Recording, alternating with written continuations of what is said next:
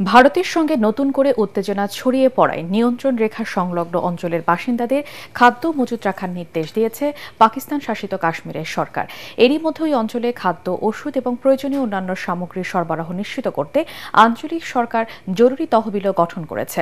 এছাড়া জরুরি পরিস্থিতিতে পাকিস্তানের সেনাপ্রধান একটি ফায়ারিং রেঞ্জ পরিদর্শন করেছেন। এদিকে পাকিস্তানের হামলার মোকাবেলা করতে সীমান্তের কাছে জাতীয় মহাসড়কের উপরে তৈরি করা অস্থায়ী রানওয়েতে বিমান অবতরণের পরীক্ষা চালিয়েছে ভারতীয় বিমান বাহিনী। আশিকুর রহমান জানাচ্ছেন বিস্তারিত। পেহেলগামে সন্ত্রাসী হামলার পর যে কোনো সময় যুদ্ধের আশঙ্কায় ব্যাপক প্রস্তুতি নেওয়া শুরু করে দিয়েছে ভারত পাকিস্তান। দুই দেশই সামরিক মহড়া চালাচ্ছে। এরই মধ্যে পাকিস্তানের সেনাপ্রধান জেনারেল সৈয়দ অসিম মুনির একটি ফায়ারিং রেঞ্জ পরিদর্শন করেছেন। সে সময় পাকিস্তানি সেনাবাহিনীর একটি ভিডিওতে জেনারেল মুনিরকে সৈন্যদের সাথে কথা বলতে দেখা গেছে। নিয়ন্ত্রণ রেখা সংলগ্ন অঞ্চলের বাসিন্দাদের খাদ্য মজুদ রাখার নির্দেশ দিয়েছে পাকিস্তান শাসিত কাশ্মীরের সরকার। পাকিস্তান শাসিত কাশ্মীরের প্রধানমন্ত্রী চৌধুরী আনোয়ারুল হক স্থানীয় পরিষদকে জানান, এলওসি সংলগ্ন ১৩টি নির্বাচনী এলাকার জন্য ২ মাসের খাদ্য মজুদ রাখার নির্দেশ দেওয়া হয়েছে।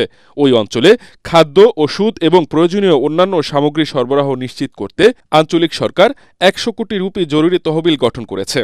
এছাড়া এলওসি সংলগ্ন এলাকায় সড়ক সচল রাখতে সরকার ও বেসরকারি মালিকানাধীন যন্ত্রপাতি ব্যবহারের উদ্যোগও নেওয়া হয়েছে। পাশাপাশি অতিরিক্ত নিরাপত্তা জোরদারে সীমান্তে ব্যাংকার বানানো হচ্ছে। সঠিক প্যাড আর সঠিক তথ্য দিয়ে এসব সামলে নিব এক হয়ে। Monalisa sanitary napkin.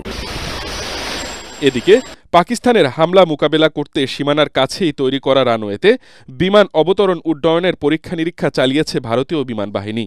উত্তরপ্রদেশের সহারনপুরে গঙ্গা এক্সপ্রেসের উপর দিয়ে এয়ার স্ট্রিপে ভারতীয় বিমান বাহিনীর যুদ্ধবিমানের অনুশীলন চালিয়েছে।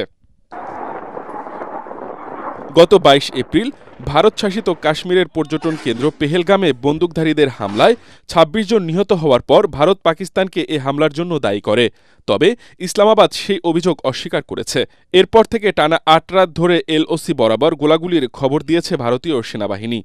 দুই পারমাণবিক শক্তিধর দেশের মধ্যে পাল্টাপাল্টি কূটনৈতিক পদক্ষেপের ঘটনাও ঘটেছে। আশিকুর রহমান, এটিএন বাংলা।